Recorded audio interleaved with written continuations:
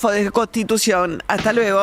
Hasta luego. Bueno, la razón por la cual la CGT decide ir al paro, bueno, invocaron entre otras cuestiones el hecho de que la paritaria está pisada, en el sentido de que el Ministerio de Trabajo, que es el que tiene que homologar las paritarias, en la Secretaría de Trabajo, es decir, supuestamente el gobierno no interviene, la paritaria es libre, una discusión entre las cámaras empresariales y los sindicatos que representan a los trabajadores, pero en la práctica, como el gobierno quiere generar expectativa de que la inflación va a ir a la baja, no están homologando paritarias que tengan un 2 o un 3 adelante. Y ayer, por ejemplo, la inflación en la ciudad de Buenos Aires para el mes de marzo dio 3,2%. Seguramente el nivel nacional va a ser un poquito más bajo, pero pareciera haber un descalce entre la velocidad a la cual el gobierno creía que iba a bajar la inflación y lo que está pasando con las negociaciones salariales.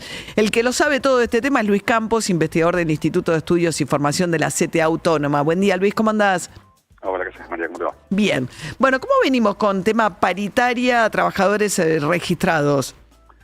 Venimos con un estancamiento salarial en los primeros meses del año. Responde un poco a este fenómeno que vos planteabas, una inflación que parece haberse instalado en torno al 2,5, 3%, y con esa franja se viene moviendo, incluso con una suba en febrero y previsiblemente una suba en marzo, y con aumentos salariales que informalmente empezaron a ser pisados por la Secretaría de Trabajo. Y digo informalmente porque no hay ninguna resolución, no hay ninguna norma que diga que no puede haber aumentos salariales por encima del 1% mensual, pero en las discusiones salariales que se desarrollan entre los sindicatos y las cámaras patronales, con esta intervención de mediación de la Secretaría de Trabajo, el mensaje es muy claro que la pauta salarial no puede superar ese porcentaje que de vuelta no está escrito en ningún lado, pero parece ser el fijado, el sugerido, en este caso no tanto por las autoridades de la cartera laboral, sino más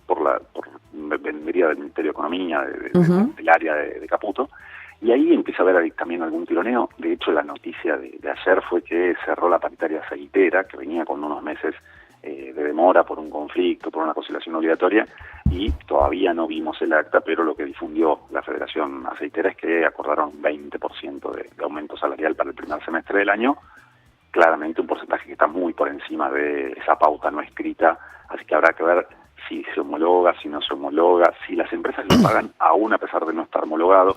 Me parece que ahí viene un conflicto bien importante que tiene que ver con un salario que está congelado, que está estancado, que de hecho en el caso del sector privado registrado ya empezó a mostrar alguna baja muy en el margen, en el caso del sector público está en el fondo del fondo. Los aceiteros, una cosa, los aceiteros discuten con empresas que son internacionales, son exportadoras, y lo que hacen es les analizan los balances.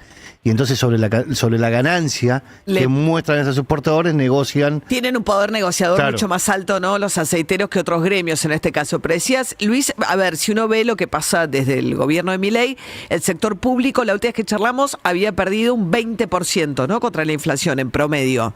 Sí, recortó un poquito en los últimos meses del año pasado, ahora ya volvió a caer de vuelta en enero, que es el último dato oficial que tenemos, y todo indica que febrero y marzo esa caída se habría profundizado, no tuvimos aumentos muy significativos, fundamentalmente en el Estado Nacional, pero también en algunas provincias. Es cierto que en febrero hay un aumento relativamente importante en la provincia de Buenos Aires, que eso va a tirar el índice un poquito para arriba, pero sí, en el sector público estamos hablando de una caída entre el 15 y el 17% en comparación con fines del 2003, que ya era un momento históricamente muy bajo para el sector público. Si vamos contra el 2017, por ejemplo, estamos hablando de una caída cercana al 40% en términos reales del salario promedio de los trabajadores y trabajadoras del sector público, lo cual es una debacle en materia de ingresos que es difícil encontrar algún periodo histórico reciente donde esa caída haya sido de esa magnitud. Estamos hablando del sector público, bueno, puede ser desde, ¿no?, lo que es docentes de todos los niveles, universitarios, investigadores, pero también policías, trabajadores, ¿no?, de municipios, provincias, de la salud. Todo ese sector viene muy rezagado. El sector privado había logrado, ¿no?, hasta los primeros meses de este año, empatar finalmente contra la inflación, pensando siempre en el periodo de gobierno de Milei, ¿no? De hecho, en promedio el sector privado está un par de puntitos arriba de noviembre del 2023, que insisto, es una base de comparación muy baja. Es decir, si comparamos contra, por ejemplo, el promedio del 2023, ya no solo contra el último mes de la gestión de Alberto Fernández, todavía está en torno a un 5% abajo en términos reales el sector privado.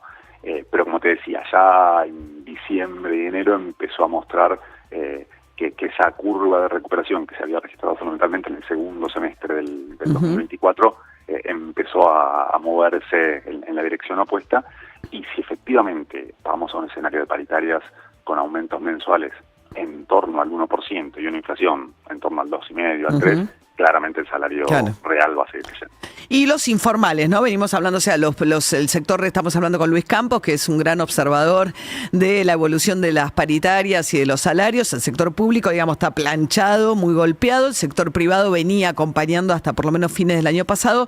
Y el sector informal, sobre todo, hablamos mucho de esto nosotros en el programa, porque a mí me parece un sector especialmente desprotegido y con una enorme cantidad de mujeres que trabajan en limpieza en casa de familia. Está bajísimo esa paritaria, ¿o no?, contra lo que pasó con inflación. A ver, en el caso de casas particulares tenemos un sector formal, es decir, que es relativamente importante, sobre todo en las trabajadoras y trabajadoras que trabajan muchas horas. Ahí la formalidad más o menos es la misma que en el promedio de la economía. La informalidad crece muchísimo en las trabajadoras que trabajan un día o por hora. Digo, ahí hay como hacer esa diferencia. La paritaria de casas particulares viene muy rezagada, y ahí el Estado Nacional tiene una participación mucho más activa, te diría casi que la fija el Estado Nacional, y ahí sí fueron dentro del sector formal las que más perdieron.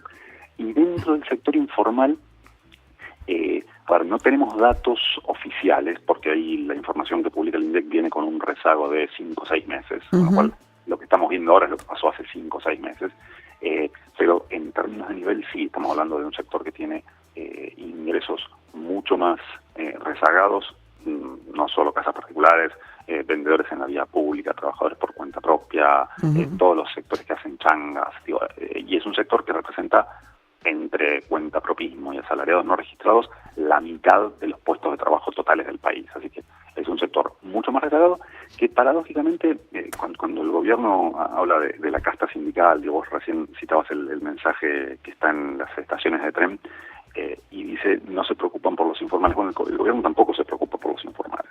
De hecho, todos los proyectos de reforma laboral que están discutiéndose y que se plantean, lo único que hacen es reducir derechos de los trabajadores formales, pero no hay ningún proyecto de ley que apunte a garantizarle derechos a esos trabajadores no registrados o a esos trabajadores por cuenta propia, que habría muchísimas cuestiones para discutir, pero bueno, lamentablemente no son las que se plantean. Luis Campos, investigador del Instituto de Estudios y Formación de la CTA. Muchas gracias, Buen día. Abrazo, María. Hasta luego. 7:45 de esta mañana inestable. Que la rosca de